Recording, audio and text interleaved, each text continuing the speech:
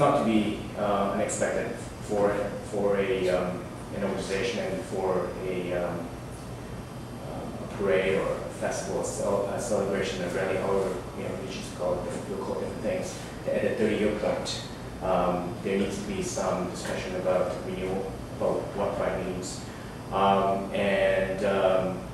I think what we saw in 2009 and this pride clearly indicated that there needs to be a true dialogue discussion amongst the community, small C community, because it is a vast diversity in terms of what pride will mean, what pride means today, and what pride will mean in the future. I know Brent Hawks is working on a panel or working on bringing back shoulders and names to Pride on a panel, and I think that would be an opportunity for us to have a true discussion in terms of what pride means. In terms of censorship, that's a tricky issue. We're talking about funders who have expectations when they decide to fund Pride Toronto, with expectation that soon there are conditions are met, whether it's at the province, the city, or the private sector. That I think Pride will need to decide what this means. Can we rely on corporate sponsorship? Especially now, you're the only candidate in Ward 13, or one of perhaps 2 or 3, who's not taking a position on whether or not Queers Against Israeli Apartheid should be allowed to march in the Pride Parade. Is that a fair characterization? I don't know what the other 15. Sorry. Is it a fair characterization of your position? Yes, yeah, it's fair. Again, I have my personal views on the Middle East. I have my personal views on Korea. But I think for the benefit of somebody who wants to occupy a chair of city council, I'm able to put my personal views aside.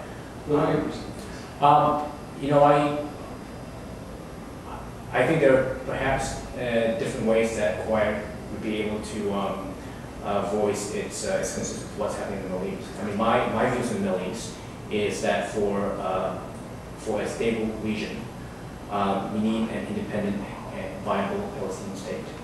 I also feel that Israel needs to be able to, I believe Israel needs to exist as a state and be able to protect itself from acts of terror. That's my view on the Middle East. Sure. That's what I was asking. I was asking for your view on whether or not Queers Against Israeli Apartheid should be allowed to march in the Toronto Pride Parade. I don't want to pass judgment on something that I'm still waiting for the city manager to speak, and I think it's only fair for me to wait for the city manager to report back. And feel free to give me a call when the report comes back. I do think it's kind of important. I mean, kind of important. It is sort of an important election issue. It's kind of an important. I mean, that's totally true. Yeah, it is an important issue. But why bother asking the city manager to report back on? You said a moment ago that you are but one vote. Assuming you are elected, you are but one vote. And it is germane. People want to know. Well, if they're voting for somebody who is going to lobby for a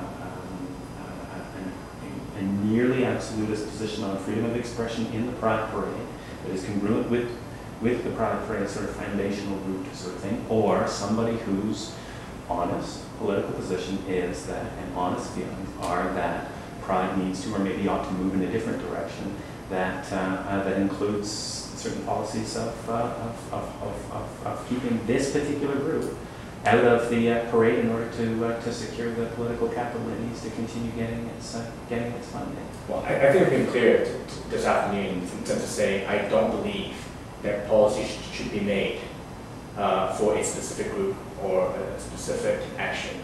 As somebody who's been a police officer, I'll tell you, I think the law should be applied equally and impartially. And in the situation here, again, if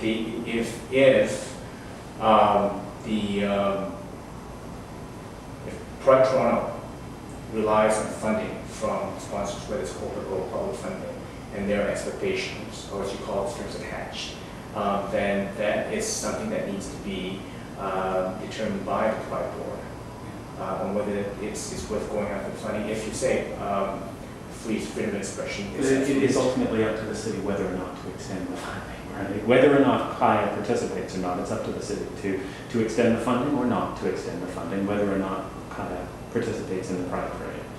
And the folks that are going to be voting in Ward 27 are looking to their candidates, to their councillor for leadership and for gay and lesbian people, particularly those that are invested in this matter. Mm-hmm. They're looking for leadership on this matter. Right? So they want to know. We got to be able to tell them one way or the other. Does this candidate think that Kaya should be excluded from the Pride Parade or not? Waiting for the city manager report back on the anti-discrimination policy map. It's a decision of council. The city manager will report back, and again, I'd like to see whether the city manager's opinion is quite in the parade violates the anti-discrimination policy of the city. But you know, we don't need a city councillor who's just going to agree with whatever the city manager does. I'm not going to agree. I'd like to see what his analysis is. I'm not privy to what evidence the city manager is looking at. It goes back to the point I made earlier on, and that is as somebody who as somebody who has a background in public policy, as somebody who's worked in government, as somebody who's worked in administrative justice, I want to look at a full body of evidence and analysis here.